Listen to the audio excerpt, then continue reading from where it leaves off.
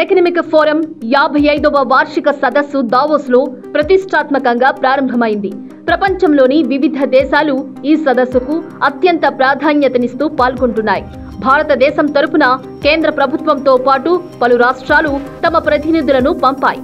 ఈసారి 2 తెలుగు రాష్ట్రాలు తెలంగాణ, ఆంధ్రప్రదేశ్ ప్రత్యేకంగా తమ ప్రతినిధి బృందాలతో దావోస్లో అడుగుపెట్టాయి.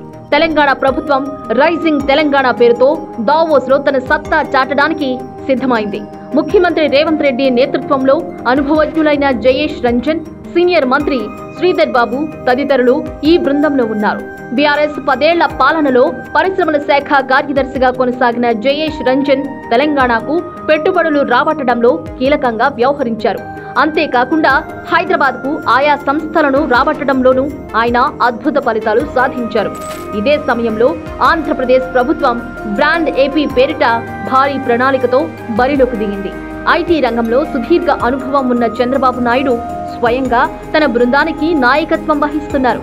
ఏపీ బృందానికి తానే నేతృత్వం వహిస్తున్నానని కూడా స్వయంగా చంద్రబాబే ప్రకటించారు. ఆయన వెంట నారా లోకేష్, పరిశ్రమల శాఖ ఉన్నతాధికారులు మరియు తమిళనాడులో పెట్టుబడుల రాబడిలో కీలక పాత్ర పోషించిన షరీన్ కూడా ఉన్నారు. దావోస్ టూర్ను దృష్టిలో పెట్టుకుని ఆయనను చంద్రబాబు ఏపీకి తీసుకువచ్చినట్లుగా తెలుస్తోంది. బడా కంపెనీలతో మంచి ర్యాపో ఉన్న షరీన్ తన సత్తా చాటితే మాత్రం ఏపీకి పెట్టుబడుల పండగేనని చెప్పక తప్పదు. దావోస్ లో 2 తెలుగు రాష్ట్రాల మధ్య ప్రత్యక్ష పోటీ అని చెప్పకపోయినా తెలంగాణ, ఏపీ బృందాలు పెట్టుబడిదారులను ఆకర్షించేందుకు పోటాపోటీగా ప్రయత్నిస్తుండడం తెలుగు ప్రజల్లో ఆసక్తిని రేకెత్తిస్తోంది.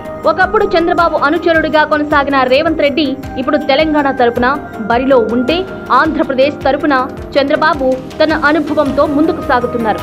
ఈ క్రమంలో ఏపీ తరపున చంద్రబాబు, తెలంగాణ తరపున రేవంత్ రెడ్డి బరిలోకి దిగుతున్న వైనం తెలుగు ప్రజల్లో ఆసక్తిని రేకెత్తిస్తోంది. చూడాలి మరి దావోస్ నుంచి ఎవరు ఎక్కువ పెట్టుబడులతో తిరిగొస్తారు.